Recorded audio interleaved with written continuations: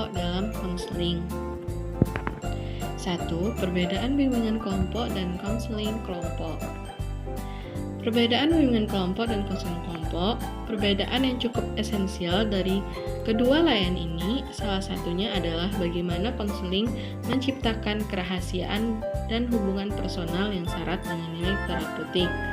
Sedangkan bimbingan kelompok lebih instruksional dan informatif dalam upaya pengembangan diri anggota, menurut Schmidt tahun 2013. 2. Kelebihan dan kekurangan bimbingan dan konseling kelompok. Kelebihan konseling kelompok, yang pertama, konseling kelompok menjadi bagian dari setting sosial bagi murid atau anggota untuk mempelajari tingkah laku baru dan mendukung satu sama lain. Yang kedua, anggota kelompok dapat belajar tentang identitas diri satu sama lain, termasuk isu yang menyertai. 3. Mendorong dan memfasilitasi setiap anggota dalam memperoleh penerimaan diri, empati, tolong-menolong, solidaritas, dan keterampilan sosial lainnya. Dan yang keempat, melalui konseling kelompok, individu-individu mencapai tujuannya dan berhubungan dengan individu-individu lain dengan cara yang produktif dan inovatif. Kelemahan konseling kelompok, yang pertama, tidak semua siswa cocok berada dalam kelompok. Beberapa di antaranya membutuhkan perhatian dan intervensi individual. Yang kedua, tidak semua siswa siap atau bersedia untuk bersikap terbuka dan jujur mengemukakan isi hatinya. Yang ketiga, sering siswa mengharapkan terlalu banyak dari kelompok, sehingga tidak berusaha untuk berubah. Yang keempat, sering kelompok bukan dijadikan sarana untuk berlatih, melakukan perubahan, tetapi justru dipakai sebagai tujuan. Selanjutnya yaitu adalah kelebihan bimbingan kelompok. Yang pertama, dalam bimbingan kelompok, konselor dan guru dapat berbagi informasi dan bekerja dengan banyak murid.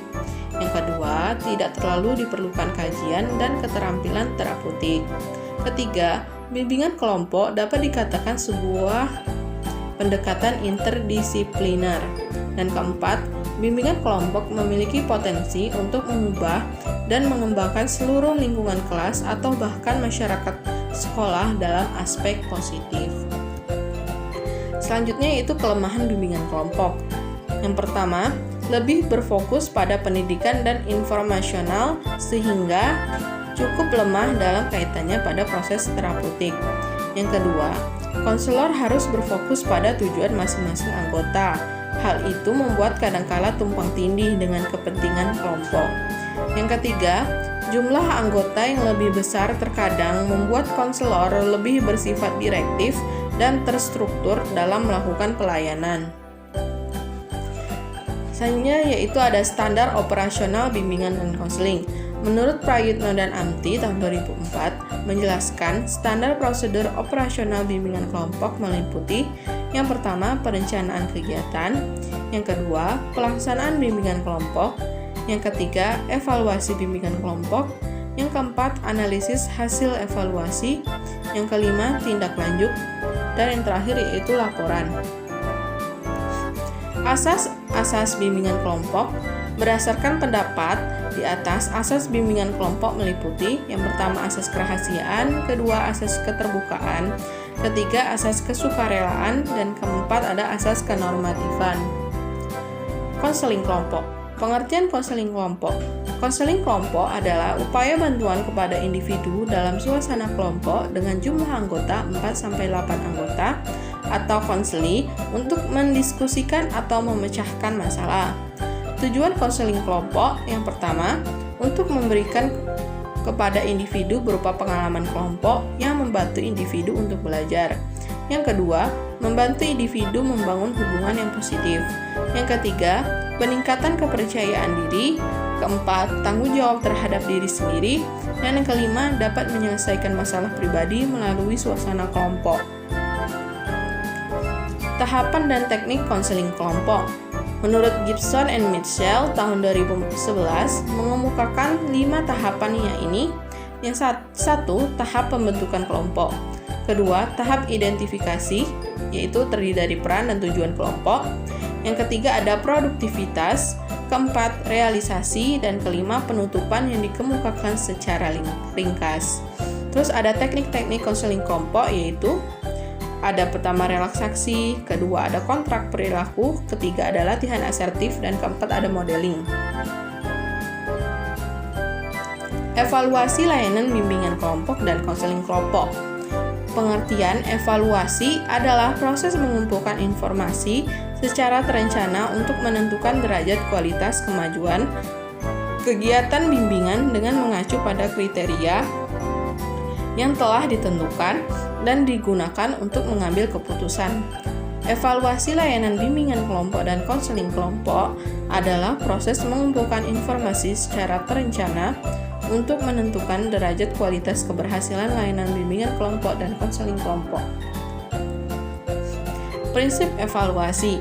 Berdasarkan Peraturan Menteri Pendidikan Nasional Nomor 20 Tahun 2007 tentang standar penilaian evaluasi didasarkan pada prinsip-prinsip sebagai berikut. Yang pertama, sahih. Yang kedua, objektif. Ketiga, adil. Keempat, terpadu. Kelima, terbuka. 6. Menyeluruh dan berkesinambungan. Ketujuh, sistematis. Kedelapan, beracuan kriteria. Dan yang kesembilan, akuntabel. Kriteria evaluasi program bimbingan dan konseling. Terdapat dua evaluasi yang umum dilaksanakan pada layanan konseling program BK di sekolah, yaitu pertama, evaluasi proses kegiatan pelayanan konseling. Evaluasi proses adalah kegiatan evaluasi yang dilakukan melalui analisis hasil penilaian proses selama kegiatan pelayanan bimbingan dan konseling berlangsung. Yang kedua, evaluasi hasil kegiatan pelayanan konseling. Dalam hal ini, Prayitno menyatakan bahwa penilaian hasil layanan ditujukan pada perolehan peserta didik yang menjalani pelayanan bimbingan dan konseling. Tindak lanjut hasil evaluasi bimbingan kelompok dan konseling kelompok. Pengertian tindak lanjut. Istilah tindak lanjut evaluasi program bimbingan dan konseling dapat diklasifikasi menjadi dua, yaitu tindak lanjut sebagai bagian utuh dari pelaksanaan layanan bimbingan dan konseling, dan yang kedua yaitu ada tindak lanjut sebagai tahap akhir dari kegiatan evaluasi. Tujuan dari tindak lanjut yang pertama, memperbaiki hal-hal yang masih lemah, kurang tepat, atau kurang relevan dengan tujuan yang akan dicapai. Yang kedua, mengembangkan program dengan menambah atau merubah beberapa hal yang dapat meningkatkan kualitas pelayanan atau efektivitas program.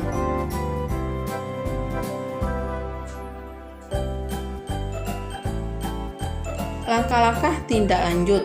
Kegiatan tindak lanjut dapat dilakukan melalui langkah-langkah berikut ini, yaitu 1. Menentukan aspek-aspek perbaikan atau peningkatan yang akan dilakukan.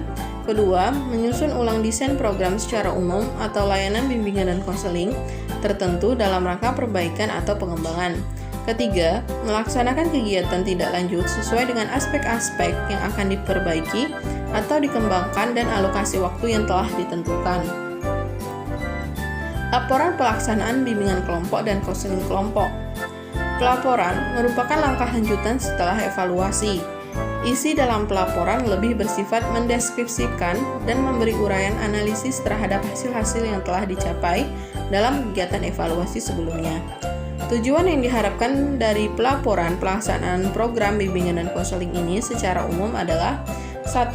Memberikan informasi perkembangan kemajuan, dinamika permasalahan dan keunggulan, serta capaian akhir program bimbingan dan konseling kepada seluruh pihak yang terlibat dan berkepentingan. Yang kedua, menyediakan mekanisme umpan balik bagi pihak yang terlibat dan berkepentingan terhadap program bimbingan dan konseling dalam rangka modifikasi dan pengembangan. Yang ketiga, memberikan jaminan akuntabilitas kepada publik bahwa program bimbingan dan konseling yang telah dilaksanakan dan dievaluasi telah memenuhi prinsip program yang efektif, efisien, dan berkualitas. Langkah-langkah pelaporan. Langkah-langkah penyusunan laporan pelaksanaan program bimbingan dan konseling dibagi dalam 3 tahap, yaitu pertama ada persiapan, yang kedua pengumpulan dan penyajian data, dan ketiga ada penulisan pelaporan. Terima kasih.